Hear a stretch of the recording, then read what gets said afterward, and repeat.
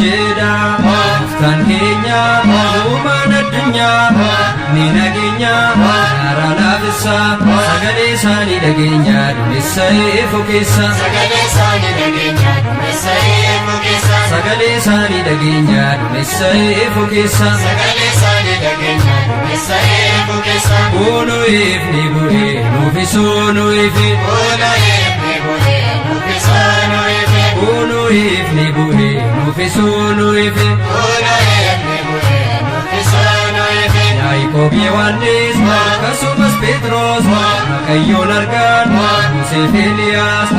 Balis Jede Makonaga Chakorao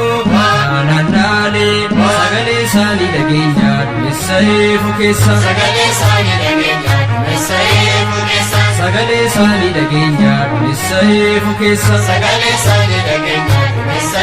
Fukissa Uno ifni buhe Nufisono ifi Uno ifni buhe Nufisono ifi Uno ifni buhe Nufisono ifi Uno ifni buhe Nufisono ifi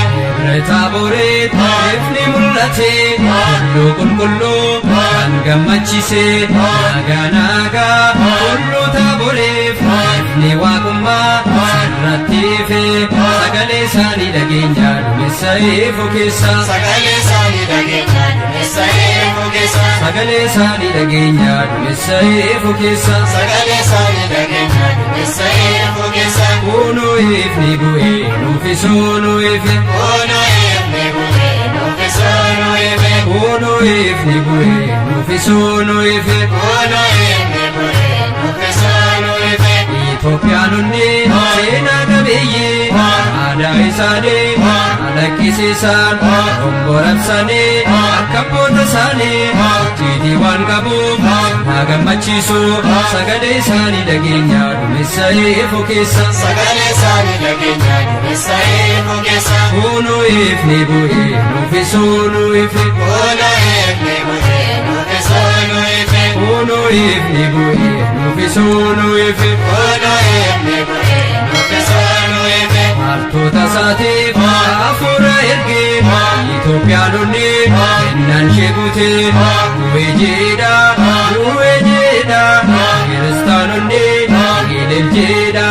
Sagale Sani Dagenya Dumissa Fukissa Sagale Sani Dagenya Dumissa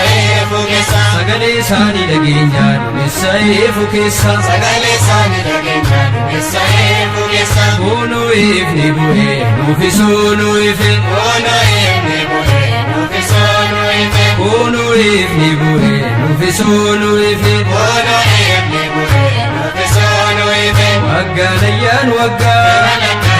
waggaa Mana abbaa keenya ayyaan waggaa Eebbi Waaqaa seenuu ayyaan waggaa Lammii fi Haannanee ayyaan waggaa Itti dhufaa rooboo ayyaan waggaa Mana harmee keenya ayyaan waggaa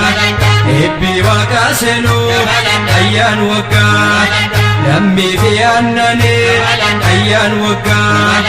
Itti dhufaa rooboo ayyaan waggaa Kuma jirtaanii hin qoodin